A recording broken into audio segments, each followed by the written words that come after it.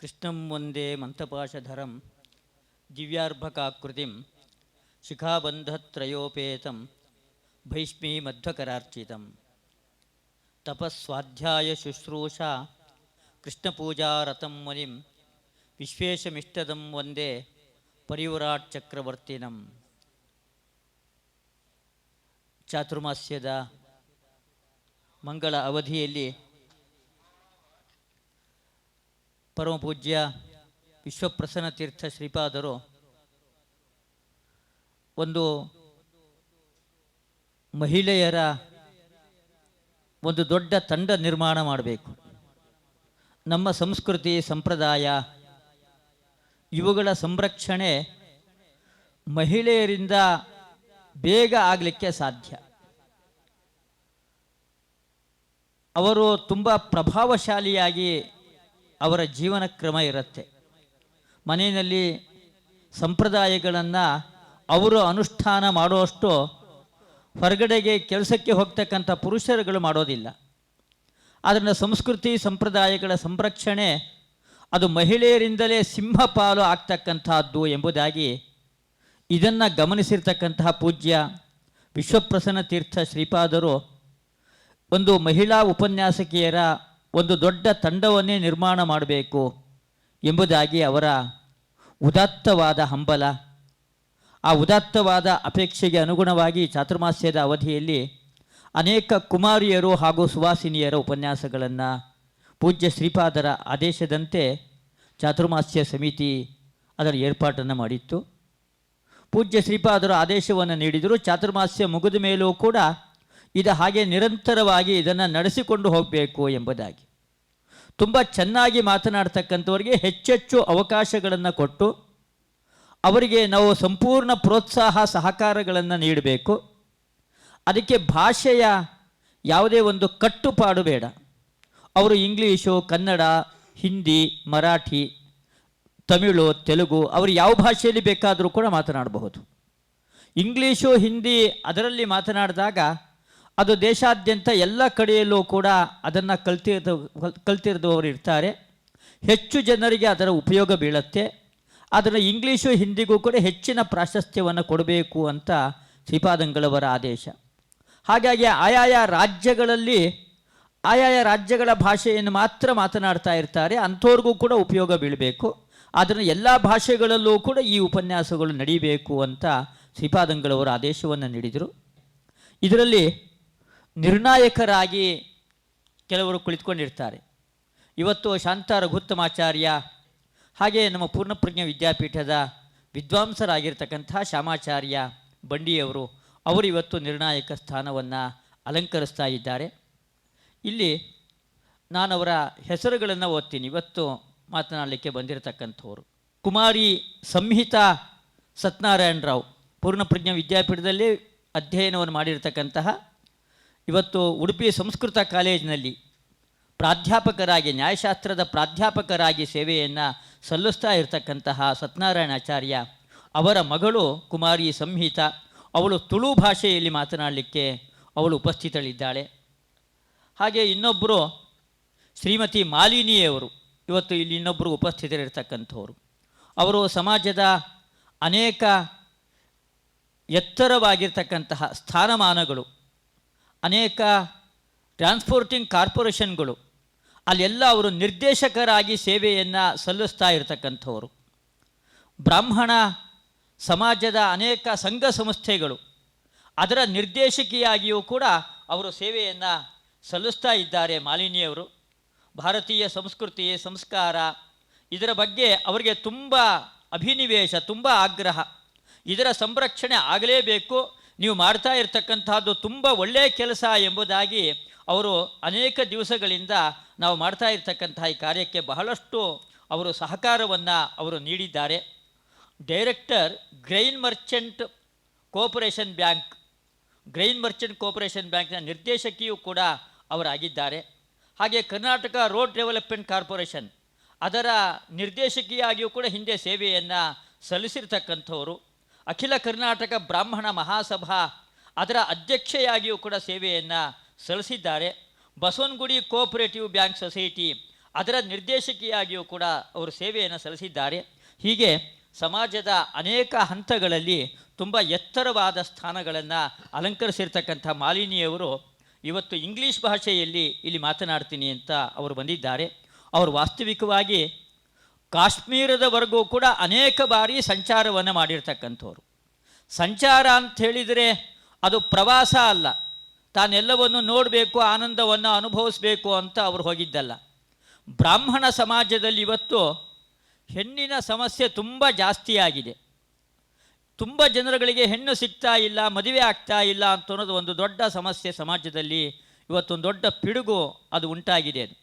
ಅದಕ್ಕೇನು ಪರಿಹಾರ ಎಂಬುದಾಗಿ, ಅದರ ಬಗ್ಗೆನೇ ಅಧ್ಯಯನ ಮಾಡಬೇಕು ಎಂಬುದಾಗಿ ಕಾಶ್ಮೀರದವರೆಗೂ ಕೂಡ ಹೋಗಿ ಅನೇಕ ಬ್ರಾಹ್ಮಣ ಕುಟುಂಬಗಳನ್ನು ಭೇಟಿ ಮಾಡಿ ಅದರ ಬಗ್ಗೆ ತುಂಬ ಉತ್ತಮವಾದ ಅಧ್ಯಯನ ಮಾಡಿ ಹೇಗೆ ಬ್ರಾಹ್ಮಣರುಗಳಲ್ಲೇ ಗಂಡು ಹೆಣ್ಣುಗಳನ್ನು ಒಟ್ಟುಗೂಡಿಸಿ ಈ ಒಂದು ಸಮಸ್ಯೆಯನ್ನು ಪರಿಹಾರ ಮಾಡಬಹುದು ಎಂಬುದಾಗಿ, ಅದಕ್ಕೋಸ್ಕರವಾಗಿಯೇ ದೇಶಾದ್ಯಂತ ಸಂಚಾರವನ್ನು ಮಾಡ್ತಾ ಇರತಕ್ಕಂಥವರು ಶ್ರೀಮತಿ ಮಾಲಿನಿಯವರು.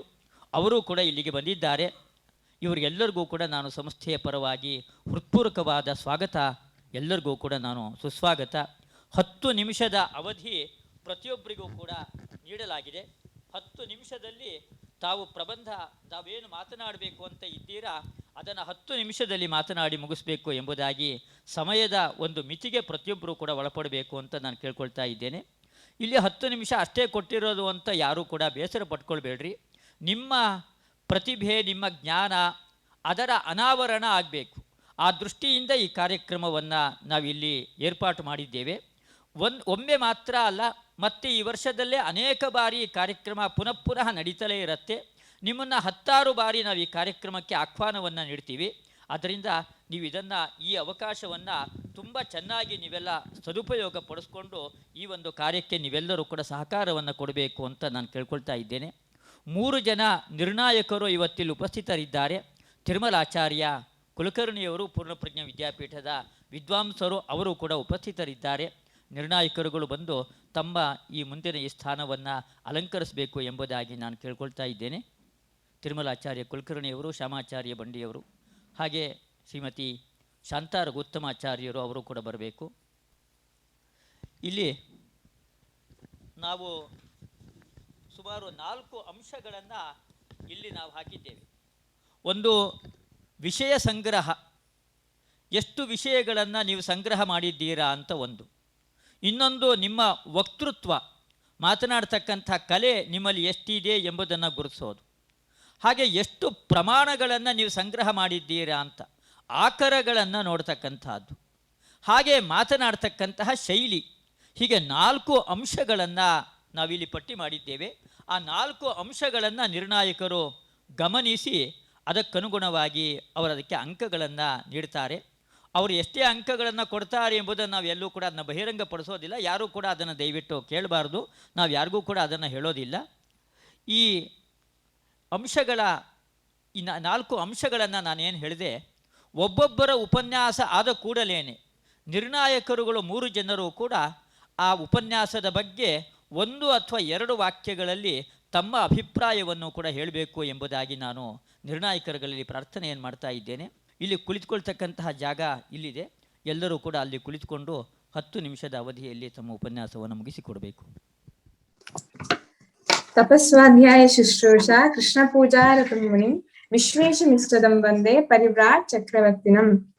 ತತ್ವವಾದ ಪಂಥ ಪ್ರಸಿದ್ಧವಾದನು, ದ್ವೈತ ಸಿದ್ಧಾಂತನು ಪ್ರಮಾಣಂತ ಮೂಲಕ ದೃಢವಾದ ಪ್ರತಿಪಾದ ಅಂತನ ಆಚಾರ್ಯರೇ ಶ್ರೀಮಧ್ವಾಚಾರ್ಯರು. ಮುಕುಳು 1632 ಇಸವಿಡು ಪಾಜಕ ಕ್ಷೇತ್ರಡು ನಾರಾಯಣ ವೇದವತಿ ದಂಪತಿಗಳಿಗೆ ಮಗನಾಥ ಹುಟ್ಟಿಯರು. ಮುಕುಳು ಬಾಲೆ ವಾಸುದೇವ ಪಂಪುನ ಬಾಲೆ ದುಂಬು ಅಚ್ಯುತ ಪ್ರೇಕ್ಷರಡ ಸನ್ಯಾಸ ಸ್ವೀಕರಿಸೋತು ಆನಂದ ತೀರ್ಥರ ಆಯರು. ಮುಕುಳು ಋಗ್ವೇದಂಕ ಸಂಬಂಧಿಸೋತು ಋಗ್ಭಾಷ್ಯ, ಮತ್ತು ಉಪನಿಷತ್ತುಗಳಿಗೆ ಸಂಬಂಧಿಸೋತು ಉಪನಿಷತ್ ಭಾಷ್ಯ, ಭಾಗವತಗೆ ಸಂಬಂಧಿಸೋತು ಭಾಗವತ ತಾತ್ಪರ್ಯ ನಿರ್ಣಯ, ಭಗವದ್ಗೀತೆಗೆ ಸಂಬಂಧಿಸೋತು ಗೀತಾ ತಾತ್ಪರ್ಯ, ಗೀತಾ ಭಾಷ್ಯ, ಮಹಾಭಾರತಗೆ ಸಂಬಂಧಿಸೋತು ಮಹಾಭಾರತ ತಾತ್ಪರ್ಯ ನಿರ್ಣಯ ಪಂಪುನಂಚಿನ ಗ್ರಂಥಂಕುಳೇನ ರಚ ಅಂತೆರು. ಉಂದಾವಂತೆ ತಂತ್ರಸಾರ, ಯಮಕ ಭಾರತ, ಕೃಷ್ಣಾಮೃತ ಮಹಾರ್ಣವ ಪಂತ್ ಇಂಚಿದ್ನು ಬೇತೆ ಬೇತೆ ಗ್ರಂಥಂಕುಳೇನ ಉಪದೇಶಿಸೋತರು. ಮೋಕ್ಷ ಸಿಕ್ಕರೆಗ ಭಗವಂತನ ಅನುಗ್ರಹ ಬೋಡು. ಐಕೋಸ್ಕರ ಭಗವಂತಡು ದೃಢವಾತ್ಮ ಪ್ರೀತಿಪೂರ್ವಕವಾತ್ಮ ಜ್ಞಾನಪೂರ್ವಕವಾತ್ಮ ಭಕ್ತಿನ ಅಂಪೊಡು ಪಂತ್ ಮೋಕ್ಷದ ಮಾರ್ಗನ ಸೂಚಿಪೋತರು. ಶ್ರೀಹರಿ ಮಂತ್ರನ ಇಟ್ಲ ಉತ್ತಮ ದೇವರು ಉಳಿತ್ ನಕುಲು ಅವನ ಆಜ್ಞಾ ಪಾಲಕರು. ಐತ ಅವರ ಏನೇ ದೇವೇರು ಪಂತ್ ತೆರೆಯೋಣರೆ ಗಾವನು ಪಂತ್ ಉಪದೇಶಿಸೋತರು. ಬರೀ ಸ್ವಾರ್ಥನೇ ಬಯಸಂತೆ ಮಂತ್ರಗಳ ಉಪಕಾರ ಅಂಪೊಡು. ಶಕ್ತಿ ಪಂತ್ ನಾಕ್ಲೆಗ್ ಆಕಳನ ಸೇವೆನೆ ದೇವನ ಸೇವೆ ಪಂತ್ ತೆರೆಯಂತು ಆಕಳನ ಸೇವೆನೆ ದೇವನ ಸೇವೆ ಪಂತ್ ತೆರೆಯಂತು ಸೇವೆ ಅಂಪೊಡು. ಒಂದೇ ನಮ್ಮ ದೇವರಿಗೆ ಕಟ್ಟುನ ಟ್ಯಾಕ್ಸ್ ಪಂತ್ ಅಪನಗನೇ ಮಧ್ವಾಚಾರ್ಯರು ಪಂತರು. ತ್ರೇತಾಯುಗಂಟ್ ಹನುಮಂತನ ತಿಪ್ಪುನಗ ರಾಮದೇವನ ಸೇವೆ ಅಂತ ತಿಪ್ಪುನಗ ಏನ ಏತು ವಿನಯ ಇತ್ತನೋ ಆತೇ ವಿನಯ ಮಧ್ವಾಚಾರ್ಯರ ತಿಪ್ಪುನಗಲ ಇತ್ತನು. ಹನುಮಂತ ದೇವರ ಲಂಕೆಡ್ ಸೀತಾಮಾತೆಗ ಇಂಚ ಪಂಪೆರು. ಮಾಂತ ಕಪಿಕಳ್ನ ಇತ್ಲ ಕಡಿಮೆ ಶಕ್ತಿ ಇಪ್ಪುನ ಏನೇ ಸಮುದ್ರ ದಾಟದ ಬತ್ತೆ ಪಂತಿಪ್ಪುನಗ ಉಳಿತ ಕಪಿಗಳು ಅನಾಯಾಸವಾದ ಬರ್ಪೇರು ಪಂತ್ ಪಂಪೇರು. ತನಟ ಇತ್ತನು ಶಕ್ತಿನು ಸೋಜಿಪೋವಂತೆ ವಿನಯನ ಸೋಜಿಪೋಪೇರು. ಅಂಚನೆ ಮಧ್ವಾಚಾರ್ಯರ ತಿಪ್ಪುನಗಲ ಭಗವದ್ಗೀತೆಗ ಗೀತಾ ಭಾಷ್ಯ ಬರೆನಗ ಭಾಗವತ ಬರೆನಗ ಗೀತಾರ್ಥಂ ವಕ್ಷ್ಯಾಮಿ ಶಕ್ತಿತಃ ಪಂತ್ ಎನ್ನ ಶಕ್ತಿಗೆ ತೆರಿನಾತ್ ಗೀತದ ಅರ್ಥನ ಪಂಪೆ ಪಂತ್ ಪಂಪೆರು. ಮಧ್ವಾಚಾರ್ಯರಿಗ ಗೀತದ ಅರ್ಥ ಪೂರಾ ಗೊತ್ತಿತ್ತುಂಡಲ ಅವೆನ ಸೂಜಿಪೋವಂತೆ ಶಕ್ತಿ ಇತ್ತುನಾತ್ ಪಂಪೆ ಪಂತ್ ವಿನಯನ ಸೂಜಿಪೋತರು. ಆಂಡ ನಾರಾಯಣ ದೇವರು ಪಂಪೆ ಮಧ್ವಾಚಾರ್ಯರನ್ನು ಉದ್ದೇಶಿಸೋತು ಇಂಚ ಪಂಪೆರು. ಇಂಕ್ ಗೀತದ ಅರ್ಥನು ಪಂಪುನ ಸಾಮರ್ಥ್ಯ ಇತ್ತುಂಡಲ ಶಿಷ್ಯರಿಗೆ ಆ ಸಾಮರ್ಥ್ಯ ಇಪ್ಪಂತ ಇತ್ತವರ ಚೂರ್ ಚೂರೇ ಪಂಪೆ ಪಂತ್ ಪಂತ್ ಅಂಚ ಆಯ್ತವರ ಗೀತಾರ್ಥಂ ವಕ್ಷ್ಯಾಮಿ ಲೇಷತಃ ಪಂತ್ ಶ್ಲೋಕನ ಅಂಪುಲ ಪಂತ್ ಪಂಪೇರು. ನೆತ್ತವರ ಮಧ್ವಾಚಾರ್ಯರ ಏತ್ ವಿನಯ ಶಕ್ತಿ ಉಂಡು ಪಂತ್ ಗೊತ್ತಾಪುನು. ಮಧ್ವಾಚಾರ್ಯರ ಆಕೊಳ್ನ ಜೀವಿತ ಕಾಲಡು ಸುಮಾರು ಮಹಿಮೆಂಕ್ಲೆನ ಸೋಜಿಪೋತರು. ಬಾಲ್ಯ ತಿಪ್ಪುನಗ ಸಾಲ ಕೇಂದ್ರ ಬತ್ತನಾಯಗ ಪುಳಿತ ಬೀಜನ ದುಡ್ಡುದು ರೂಪಂಟು ಅಂತುಕೊಳ್ತರು. ಶಿವಮೊಗ್ಗದ ಕೈತೊಳ್ದು ಒಂಜಿ ನದಿಟ್ ಮಲ್ಲು ಬಂಡೆ ಕಲ್ಲನ ಒರಿಯೇ ದರ್ತಿ ಈಜಿತರು. ಭಿಕ್ಷೆ ಅಂತಿ ಬೆತ್ತು ಭಕ್ತಿ ಪಸಂತು ಬತ್ನ ಸಾವಿರತ್ವ ಜಾಸ್ತಿ ಬಾಳೆ ಪರಂದುಲೆನ ಭಕ್ಷಿಸುತ್ತರು. ಒಂದು ಮಾತ್ರ ಅವಂತೆ ವಿಷ್ಣು ಸಹಸ್ರನಾಮಂಕು 100 ಅರ್ಥ ಉಂಡು ಪಂತ್ ಆ 100 ಅರ್ಥಂದ ಒಂಜಿ ಸಭೆಟ್ ಪಂತರು. ಇಂಚಿದ್ನು ಸುಮಾರು ಮಹಿಮೆಂಕ್ಲೆನ ಮಧ್ವಾಚಾರ್ಯರು ಸೋಜಿಪೋತರು. ಇಂಚಿದ್ನು ಮಧ್ವಾಚಾರ್ಯರು ಸುಮಾರು 75 ವರ್ಷ ಆಯ್ಬೆತ್ತು ಬದರಿ ಕ್ಷೇತ್ರಂಕು ಅದೃಶ್ಯರಾತ ಬದರಿ ಕ್ಷೇತ್ರಂಕು ಪೋಯರು. ಇತ್ತೆಲ ಅವಳು ವೇದವ್ಯಾಸ ದೇವರನು ಸೇವೆ ಅಂತುಳ್ಳೆರು. ಇಂಚಿತ್ತನು ಮಧ್ವಾಚಾರ್ಯರ ಬಗ್ಗೆ ತೆರಿಯಂಪುನ ವಿಷಯಂಕುಳು ಸುಮಾರು ಉಂಡು. ಎಂಕ್ ಗೊತ್ತಿತ್ತಿನಾತ್ ವಿಷಯಂಕುಲೇನೆ ಏನು ಪಂತೆ ನೆಟ್ ಸುಮಾರು ತಪ್ಪಂಕುಲೇನೆ ಅಂತಿಪ್ಪೊಳಿ ಅವೇನ್ ಪೂರ ಕ್ಷಮಿಸೋಡು ಪಂತಕೇನಂತೂ ಈ ಅವಕಾಶಗಳನ್ನು ಮಂತರೆಗ್ಲ ಪ್ರಣಾಮ ಪೂರ್ವಕವಾದ ಧನ್ಯವಾದ ಅರ್ಪಿಸುವಂತು ಎನ್ನ ಪಾತ್ರನ್ನು ಮುಗಿಪೊಂದುಲ್ಲೆ. ಶ್ರೀಕೃಷ್ಣ ಅರ್ಪಣಮಸ್ತು. ಸಮಿತಾ ಉಪನ್ಯಾಸ ಲಾಯಕ್ಕಿತ್ನ ಕೇಳ್ತಾ ಲಾಯಕ್ಕಿತ್ನ ಉಪನ್ಯಾಸ ಕ್ರಿಕೆಟ್ ಗೊಬ್ಬನಾಯಿ ಚೂರ್ ಚೂರ್ ಗೊಬ್ಬ ಅಪಾಯ ಎಡ್ಡೆ ಗೊಬ್ಬ ಅಂತಿದ್ದಾರೆ ಕ್ರಿಕೆಟ್. ಉಪನ್ಯಾಸ ಚೆನ್ನಾಗಿತ್ತು. ನಿನ್ನ ತಿಳುವಳಿಕೆಗೆ ತಕ್ಕಂತೆ ನಿನ್ನ ವಯಸ್ಸಿಗೆ ತಕ್ಕಂತೆ ವಿಷಯ ಸಂಗ್ರಹ ಮಾಡಿ ಚೆನ್ನಾಗಿ ಹೇಳಿದ್ದೀಯ. ಮುಂದಿನ ದಿನಗಳಲ್ಲಿ ಬಾಯಿಪಾಠ ಉಪನ್ಯಾಸ ಮಾಡುವಂತಹದ್ದನ್ನು ಕಲಿಬೇಕು. ಮತ್ತು ಹೆಚ್ಚೆಚ್ಚು ಸಿದ್ಧಾಂತದ ಬಗ್ಗೆ ಸ್ವಲ್ಪ ಹೆಚ್ಚೆಚ್ಚು ಸ್ಟಡಿ ಮಾಡಿ ಅವರ ಅಸಾಧಾರಣ ಕೊಡುಗೆ ಏನಿದೆ ಮಧ್ವಾಚಾರ್ಯದು ಅನ್ನೋದನ್ನು ಸೇರಿಸ್ಕೊಂಡು ಉಪನ್ಯಾಸವನ್ನು ಮಾಡಬೇಕು. ಒಳ್ಳೆಯ ಭವಿಷ್ಯ ಇದೆ. ಚೆನ್ನಾಗಿತ್ತು ಉಪನ್ಯಾಸ. ಧನ್ಯವಾದ. ಭಾರಿ ಲಾಯ್ಕಾನ ಅಭಿನಂದನೆಗಳು. ಸುಮಾರು ವಿಷಯ ಬರ್ತನ. ಅವುಗಳಲ್ಲಿ ಈಗ ಶ್ಯಾಮಾಚಾರ್ಯ ಹೇಳಿದಂತೆ ಒಂದು ಮಾರ್ಗದರ್ಶನದ ಮಾತನ್ನು ಹೇಳಿದ್ದಾರೆ. ಈ ಮಧ್ವಾಚಾರ್ಯರು ಹುಣಸೆ ಬೀಜವನ್ನು ಬಂಗಾರವನ್ನಾಗಿ ಮಾಡಿಕೊಟ್ಟರು ಅಂತ ಒಂದು ಉಲ್ಲೇಖ ಬಂತು. ಅದರ ಬಗ್ಗೆ ಸ್ವಲ್ಪ ಗಮನ ವಹಿಸಬೇಕಾಗಿದೆ. ನಾವು ಹಿರಿಯರಿಂದೆಲ್ಲ ಕೇಳಿದ್ದು, ಅವರು ಅಲ್ಲಿ ಮಧ್ವವಿಜಯದ ಶ್ಲೋಕ ಇರೋದು ಬೀಜಚ್ಛಲೇನ ಪುರುಷಾರ್ಥ ಮಹೋ ವಿಶಿಷ್ಟಂ ಅಂತ. ಹುಣಸೆ ಬೀಜ ಬಂಗಾರಾಗಿ ಸಿಕ್ಕೋ ಅವರಿಗೆ ಸಂತೋಷ ಆಗಿದ್ದರೆ ಮುಂದೆ ಮೋಕ್ಷ ಸಿಕ್ತು ಅಂತ ಹೇಳಿದಂತಹ ಮಾತಿಗೆ ಅರ್ಥ ಬರೋದಿಲ್ಲ. ಯಾಕೆಂದರೆ ಅವರು ತಮ್ಮ ವ್ಯವಹಾರ ಮುಗಿಸ್ಕೊಂಡು ಹೋದರು. ಮಧ್ವಾಚಾರ್ಯರ ಪವಾಡ, ಅವರ ಶಕ್ತಿ ಬೀಜವನ್ನು ಬಂಗಾರ ಮಾಡಿದರು. ಅದರಲ್ಲಿ ಏನಿದೆ ಅಂತಂದರೆ, ಆ ವ್ಯಕ್ತಿ, ಆ ಮಗು ಅಷ್ಟು ಮುಗ್ಧತೆಯಿಂದ ನಾನು ದುಡ್ಡು ಕೊಡ್ತೇನೆ ಅಂತ ಹೇಳಿದಾಗ ಆ ಬೀಜವನ್ನೇ ತಗೊಂಡು ಸಂತೋಷದಿಂದ ಹೋಗಿದ್ದಕ್ಕೆ ಮುಂದೆ ಮೋಕ್ಷ ಸಿಕ್ತು ಅಂತಿದೆ. ಆದ್ದರಿಂದ ಆ ಹುಣಸೆ ಬೀಜ ಬಂಗಾರ ಆಗಿದ್ದಲ್ಲ, ಆ ಘಟನೆಯನ್ನು ನೆನೆಸಿಕೊಂಡ್ರೆ ನಮಗೆ ನಮ್ಮ ಜೀವನ ಬಂಗಾರ ಆಗುತ್ತೆ ಅನ್ನೋದು ಆ ಘಟನೆಯ ಸಂದೇಶ. ಅದನ್ನು ಗಮನಿಸಬೇಕು. ಹೀಗೆ ಅನೇಕ ಮುಂದೆ ಉಪನ್ಯಾಸಗಳು ನಡಿಬೇಕು. ಧನ್ಯವಾದ.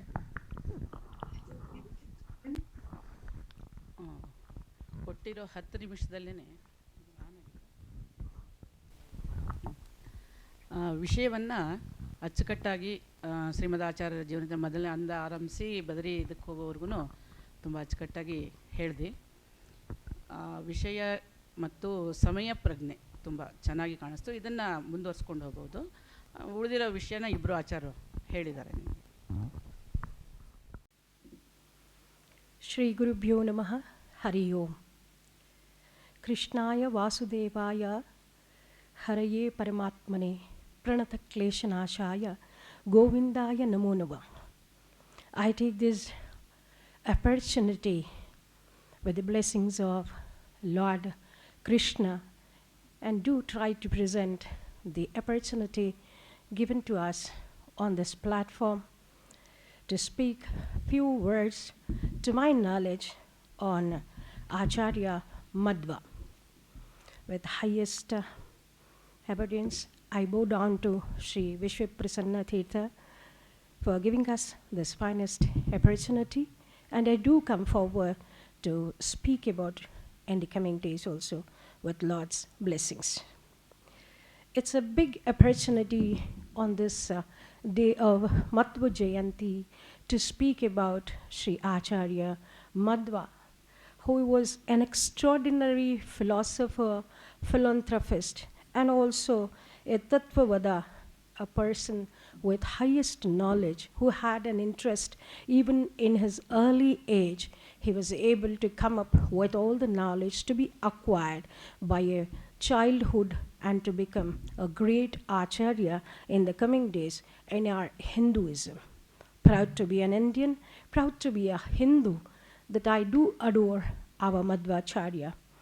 A born person in the Karnataka state, in the Udupi Kshetra of Pajika, which is very well known to the people, and also we can see even today his playfulness, his all adornment in that Pajika Kshetra, which is really to be seen, as he was born in 1238 and till date of 1317. For 79 years, he did not spare even a single moment, but he could only do the best of things to be given to a Hindu, to Hinduism, through his philosophy. This philosophy, and especially he's a chief proponent of Dvaita, the philosophy of Tattvavada. There is a quotation to be quoted. Reality is twofold, independent and dependent things. The Lord Vishnu is the only independent thing. So this itself is a very clear reality, that one who believes in the tattva of being independent himself can achieve and masterpiece himself in any of the fields, was the tattva of Madhvacharya. He was also the Ananta Guna Kalyana. How do we say that? It is his parishram, it is his interest, and also to conquer the world in his own ability through Veda Vyasa, and also he was able to prove all his things through his knowledge which was acquired.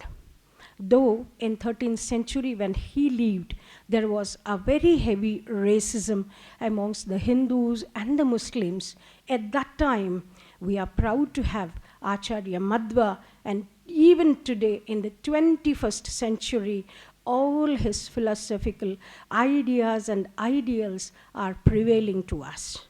He did not say anything without any of giving any substantiate things, but he proved himself by giving substance, and that was the ultimate nature of Madhva, which is to be given to the people today, especially to the children. And he became a sannyasi at a very young age, joining the Brahma Sampradaya and studied the Hindu philosophy, and he did a lot of Upanishads, Bhagavad Gita, Brahma Sutras, and credited with 37 works. Imagine a person having making into the Hinduism ideal by making also 37 works is not a simple joke, because he was a person who traveled across India. Throughout India he traveled, and he prevailed Hinduism through his works, and also especially he was a chief proponent in the language of Sanskrit, and that also with all that Sarvamoola Granthas, which is a gem in his career.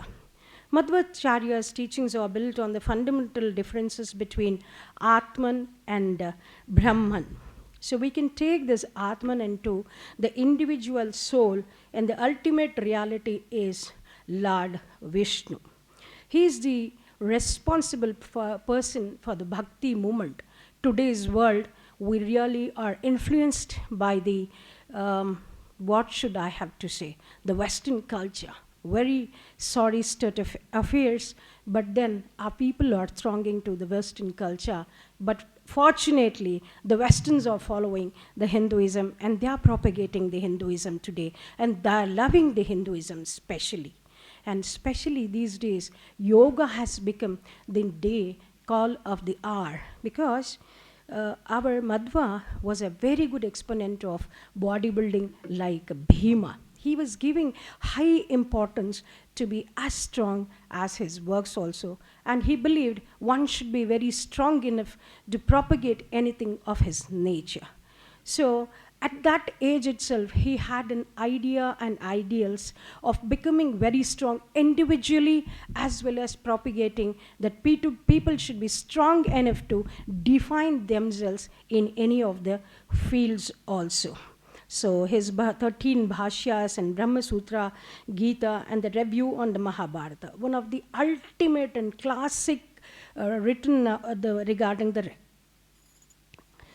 review of Mahabharata. One should read that particular review in Mahabharata. As the time is very short to me, I'm unable to reveal on that. But definitely people should go for it, not only by reading Mahabharata, but also should go through Madhvacharya's review on the Mahabharata.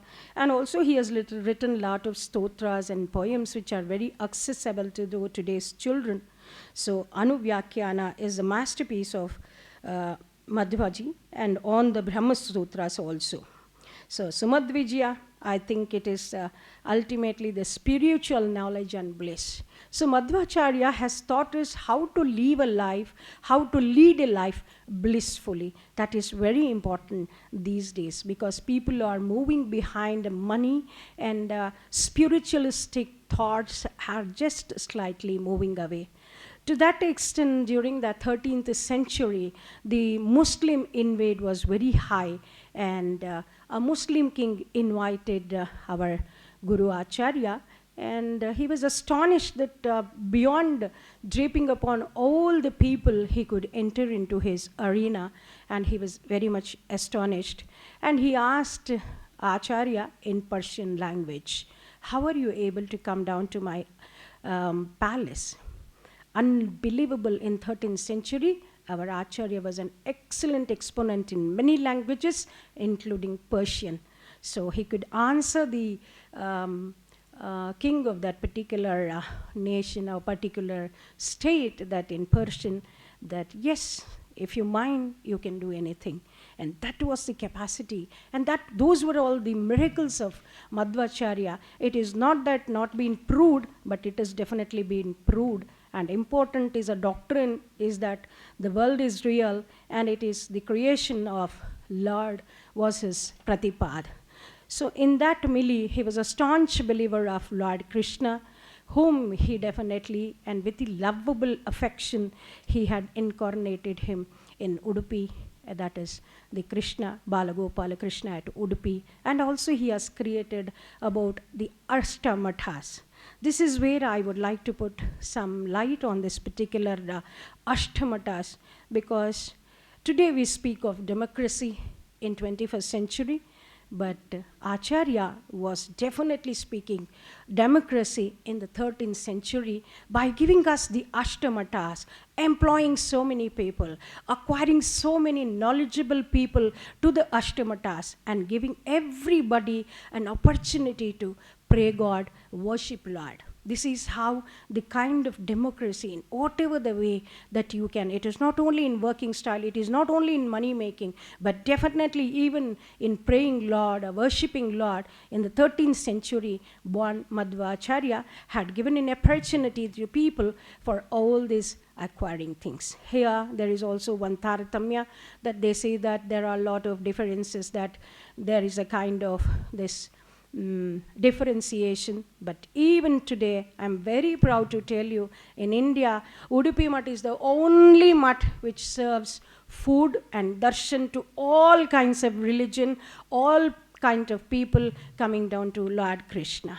Here we are very proud of Madhvacharya, because he is the proponent giving us all this differentiation into one material, that all human are one, all are the creation of Lord, and there is no illusion, but everything is practical and true. That is, Lord Vishnu is the only one who is believable. Call it by any name, say it by anything, do by anything. It is Lord and Lord alone, and Lord only is the one who is acceptable.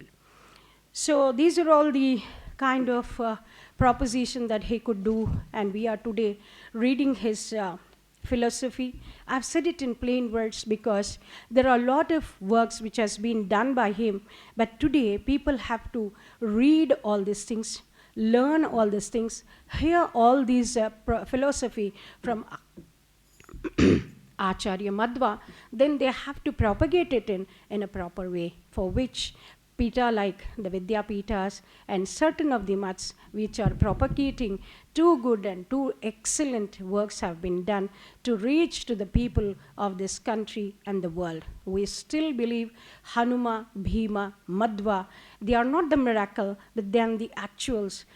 It is Hanuma to serve Lord Rama, Bhima to serve Lord Krishna, and Madhva, Vyasa. So these are all the actual, and we still believe, and it has happened, we are able to see, which has been proved to us. So this is where we come to and believe Madhvacharya in spite of other spiritual sects which are having lot of competition with us and lot of disorders, but still we are unable to say them that we are not able to go through all this. Still, we staunchly believe Madhvacharya's philosophy is the best and to be proved and proven. And here I pray Lord Krishna to give us all the good health and give us more opportunity to serve this country, follow the Acharya's footsteps in spreading Hinduism throughout the world. May God bless all of us. I bow Lord Krishna. Thank you very much. Namaskar. Presentation ಎಲ್ಲ ತುಂಬ ಚೆನ್ನಾಗಿತ್ತು, ಮತ್ತು ಮತದ ಬಗ್ಗೆ ತತ್ವ ಬಗ್ಗೆನೂ ಅದರಲ್ಲಿ ಹೇಳ್ತಾ ಬಂದರೆ, ಸಾಮಾಜಿಕವಾಗಿಯೂ ಒಂದು ಇದನ್ನು ಕೊಟ್ಟರೆ, ಅದರಿಂದ ಪ್ರವಚನ ಪೂರ್ತಿ ಪರಿಪೂರ್ಣವಾಗಿತ್ತು ಅಂತ ಹೇಳ್ಬೋದು. ಪ್ರೆಸೆಂಟೇಷನು ಚೆನ್ನಾಗಿತ್ತು. ಗುರುಗಳು ಹೇಳಿದ್ದಕ್ಕೆ ನಾನು ಇಂಗ್ಲೀಷಲ್ಲಿ ಮಾತಾಡಿದ್ದು, ಸಾಮಾನ್ಯವಾಗಿ ನಾನು ಕನ್ನಡದಲ್ಲೂ ಮಾತಾಡ್ತೀನಿ, ಬಟ್ ನನಗೊಂದು 10-12 ಭಾಷೆ ಬರುತ್ತೆ, ಹಾಗಾಗಿ ಸುಮಾರು ಆಸಕ್ತಿ ಅಷ್ಟೇ, ಬೇರೆ ಏನಿಲ್ಲ. ಮತ್ತು ನಾನು ಆಲ್ ಇಂಡಿಯಾ ಬ್ರಾಹ್ಮಿನ್ ಫೆಡರೇಷನಲ್ಲಿ ಮಹಿಳಾ ಅಧ್ಯಕ್ಷರಾಗಿ ಸೆಕೆಂಡ್ ಟೈಮ್ಗೆ ಎಲೆಕ್ಟ್ ಆಗಿದ್ದೇನೆ. ಸೊ ಹೀಗಾಗಿ ನಂಗೆ ಭಾಷೆ ಅನುಕೂಲ ಇದೆ, ಅಲ್ಲೆಲ್ಲ ಹೋಗೋದ್ರಿಂದ ಈ ಭಾಷೆ ಅನುಕೂಲ ಆಗುತ್ತೆ ಅಂತ. ಎಲ್ಲಿ ಹೋದರೆ ಆ ಭಾಷೆಯಲ್ಲಿ ಹಿಂದೂಯಿಸಮ್ ಬಗ್ಗೆ, ಬ್ರಾಹ್ಮಣರ ಬಗ್ಗೆ ಮಾತಾಡ್ತಕ್ಕಂಥದ್ದು ನನ್ನ ಪರಿಭಾಷೆ. ಹಿರಿಯ ಗುರುಗಳು ನನಗೆ ಬಹಳ ಅನುಕೂಲ ಮಾಡಿಕೊಟ್ಟಿದ್ದರು. ಡೆಲ್ಲಿಯಲ್ಲಿ ಕೂಡ ಈ ಒಂದು ಕಾರ್ಯಕ್ರಮ ಅವ್ರು ಹೇಳಿದ ಹಾಗೆ ಕಾಶ್ಮೀರ ತನಕ ಹೋಗಲಿಕ್ಕೆ ನಮ್ಮ ದೊಡ್ಡ ಗುರುಗಳು ಎಷ್ಟು ಅನುಕೂಲ ಮಾಡಿಕೊಟ್ಟಿದ್ರು ಅಂದರೆ, ಡೆಲ್ಲಿಲಿ ಅವರು ಇದರಲ್ಲಿ ಕಾಶಿಯಲ್ಲಿದ್ದವರು ನಮ್ಮ ಕಾರ್ಯಕ್ರಮಕ್ಕೋಸ್ಕರ ಅಲ್ಲಿಂದ ಬೆಂಗಳೂರಿಗೆ ಬಂದು ಬೆಳಗ್ಗೆ ಹೊರಟು 12 ಗಂಟೆಗೆ ಡೆಲ್ಲಿಯಲ್ಲಿದ್ದು ಅನುಕೂಲ ಮಾಡಿಕೊಟ್ಟಿದ್ರು.